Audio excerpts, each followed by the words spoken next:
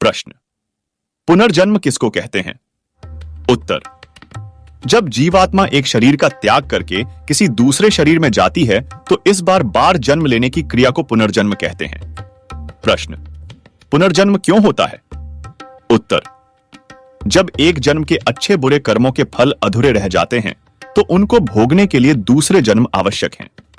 प्रश्न, अच्छे बुरे कर्मों का फल एक ही जन्म में क्यों नहीं मिल जाता? एक में ही सब निपट जाए तो कितना अच्छा हो। उत्तर, नहीं, जब एक जन्म में कर्मों का फल शेष रह जाए तो उसे भोगने के लिए दूसरे जन्म अपेक्षित होते हैं। प्रश्न, पुनर्जन्म को कैसे समझा जा सकता है?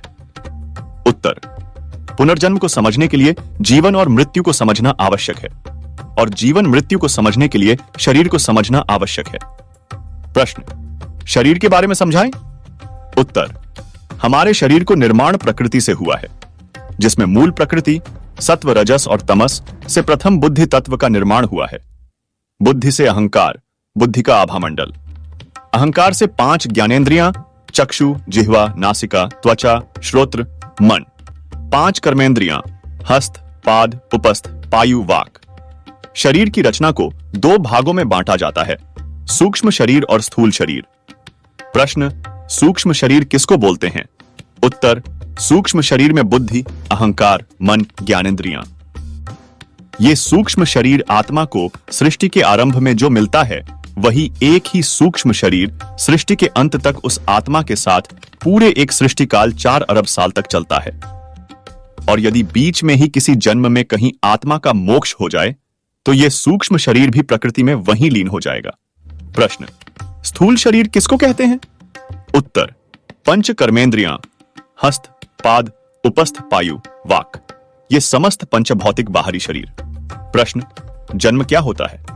उत्तर, जीवात्मा का अपने कर्णों सूक्ष्म शरीर के साथ किसी पंचभौतिक शरीर में आ जाना ही जन्म कहलाता है। प्रश्न, मृत्यु क्या होती है? उत्तर, जब जीवात्मा का अपने पंचभौतिक स्थूल शरीर से वियोग हो जाता है तो उसे ही मृत्यु कहा जाता है, परंतु मृत्यु केवल स्थूल शरीर की होती है, सूक्ष्म शरीर की नहीं। सूक्ष्म शरीर भी छूट गया तो वह मोक्ष कहलाएगा, मृत्यु नहीं। मृत्यु केवल शरीर बदलने की प्रक्रिया है। जैसे मनुष्य कप डेढ़े बदलता है वैसे ही आत्मा शरीर भी बदलता है। प्रश्न, मृत्यु होती ही क्यों है? उत्तर, जैसे किसी एक वस्तु का निरंतर प्रयोग करते रहने से उस वस्तु का सामर्थ्य घट जाता है और उस वस्तु को बदलना आवश्यक हो जाता है, ठीक वैसे ही एक शरीर का सामर्थ्य भी घट जाता है और इंद्रियां निर्बल हो जाती हैं, जिस कारण उस शरीर को बदलने की प्रक्रिया का नाम ही मृत्यु है।